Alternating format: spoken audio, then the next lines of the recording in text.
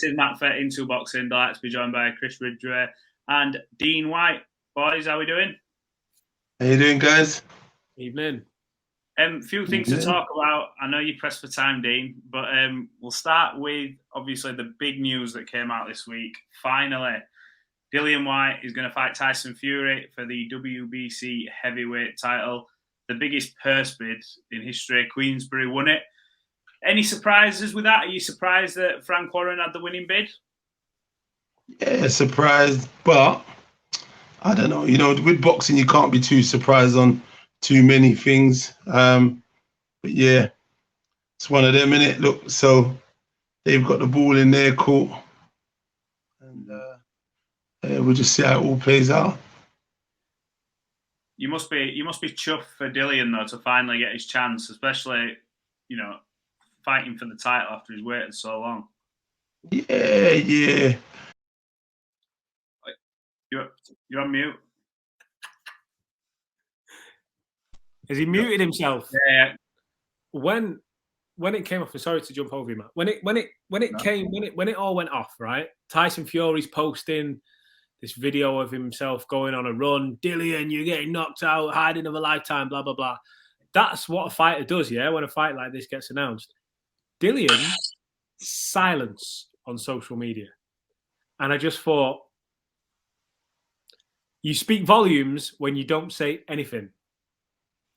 Well, look, like I said, I don't know what's going on, and yeah, I can't really go.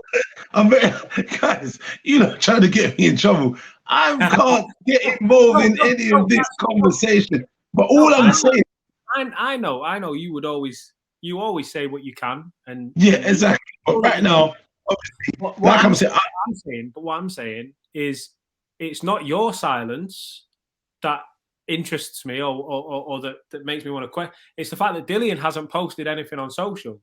For me, that says something, that he's not posted anything. Do you know? If he was buzzing and ready to go, yeah, he'd be all over it. We know he would. Because do you remember when you remember the Deontay Wilder stuff? Let's go. That's what we expected. But no, it says, you want it, you got it. That's that was their line. That. Okay, as a fight, it's a very good fight. It's a fight the public definitely want to see and have been demanding to see. So in that side, as a fan, I could say I'm happy to want to see this fight, because it's going to be a huge fight for the UK fans. You know what I mean? And it will be a stadium fight, I'd hazard. But we've got to look at it like, for me, if we look at stadium fights, Frank Warren hasn't done any stadium fights. If he has, it's going to be in a very long time, not in my kind of time or most people's time, that he's done a big sellout. Obviously, if they have been doing it, there's been ESPN, Top Rank, and then maybe in conjunction with.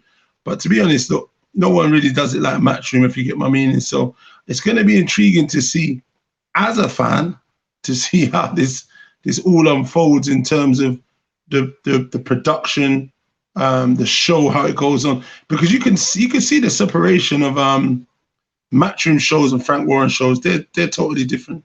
They look totally different. They feel totally different. The fans are different. It's just a different atmosphere altogether. But I mean, look, let's see what happens, man. It's you know what I mean? Yeah, I think what I got from speaking to Eddie was, and I was saying this, because obviously everyone was talking about step aside money and this, that, and the other. For me, this was still like a mega fight. No, everyone was talking about what money potentially Anthony Joshua and Dillian could be taking to allow Undisputed to happen. But for me, obviously, I was like, well, regardless, you're going to get a good fight. Like, this is an all-British heavyweight clash where you've got two personalities, where neither are media trained, will be told you have to say this, have to say that. The actual promotion and the build-up to this fight would have been pay-per-view, I think. Don't you? Can you imagine the press conference? These two just exchanging words. Like, it's a dream. I sincerely hope we get further announcement on this now and can get some books. But there's talk, I think, of Cardiff Stadium or something like that. Is it Principality, or it used to be the Millennium, to host it? Same things I've heard, just exactly what you've heard. Yeah. Yeah. It's a fight that I think you talk about. Dillian must be buzzing, and assuming it does come off. For me, it's a fight that Dillian, I think, it's the best fight out there, sellable wise. If he'd got Deontay Wilder a couple of years ago, for a hardcore boxing fan, that would have been amazing. But maybe in the UK, Wilder's never really had the pull that Fury has now. The Joshua fight, yeah, okay, it was massive, but it was a long time ago. A lot of people have moved on from that. It's a completely different generation almost in many ways. Right now, the biggest fight in the world he could get is Tyson Fury, because Deontay Wilder's obviously derailed. Joshua's got business to attend to, and if that fight was to be made, you're sort of saying, well, why is he not gone off and seen to Usyk again? Blah blah blah blah. Mm-hmm. But this fight now, the press, the exposure, like you say, for me, the reason that the build-up would be so fun, apart from the fact that they're two very unique characters, is the pressure on them to perform would naturally bring that out of them.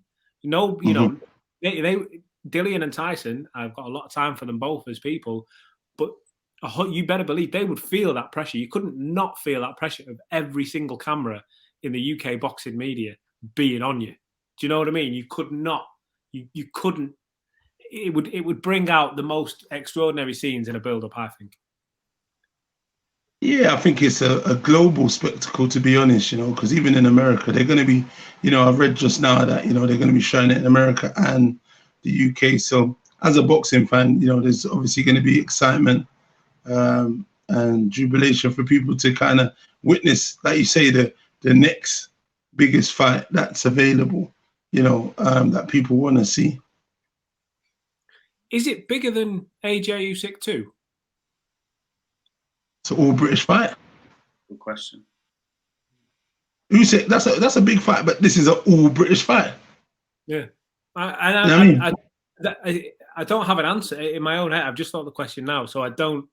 Look, Usyk's undisputed champ. That is a big fight in itself, but I think when I look, it's a unified fight. Yeah, you're unified, not undisputed. So because it's the other belt. But what I mean is, because he's not English, he doesn't speak the greatest. But he's got character. He's got charisma. He's got all that shit he does. Joshua coming for you, all that mad shit he does. He's a character. Tells.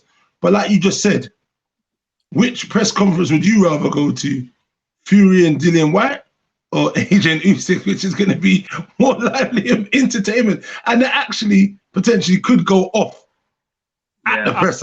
I'd be surprised. You should say it the other way around. There's potential it might not kick off at the Fury Whyte press conference. No, there's not.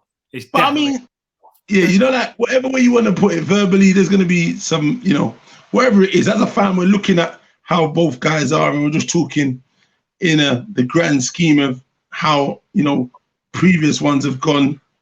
When you look at Derek and Dill's fight, the flipping of the table, Tyson Fury, the Batman shit, cussing Vladimir and Wild, that. So we know is what kind of people. That's probably going to be pay-per-view itself. That they should probably sell that. But look, like I said, hey, you suckers are trying to get me into a corner. Talk about the fight then. Talk about the fight. I'll let you lot talk about the fight. I'll listen. Does Dillian knock him out? That's what I know. Do you think Dillian knocks Tyson Fury out in that fight? He has the potential. It's a hard fight. It's not a foregone conclusion saying this is going to happen. That he has the capability to beat Affelsi. He has the tools. He has that desire and purpose. We know what he is. We know what desire he has. We know that he has. He wears his heart on his sleeve. He's just a true fighting man. So I think both guys are equally come from similar in terms of coming from nothing and becoming champions in their respective. Dillian being an interim, him being that. They know each other from a long time ago and stuff. They used to do a lot of rounds together and stuff. So they're pretty familiar with each other. And Fury used to come to Dillian's fights, support at ringside, hey, Dillian, do this, go to the body, you know, like, so there was a lot closer in the early days, but obviously things have changed, rivalries and stuff, and it was inevitable. But one thing is, I think Fury knows that Dillian believes in himself and has that, you know, that burning desire and quench to come out and give it his all. Some people don't, they go in and say, look, I've got a fight, I'm going to do this, but do they actually believe in themselves? You know what I mean? And go through the fire to get the business done. And we're going to see, you know, as a fan, I'm speaking, whatever the turnout of events go on and stuff, but yeah. Yeah.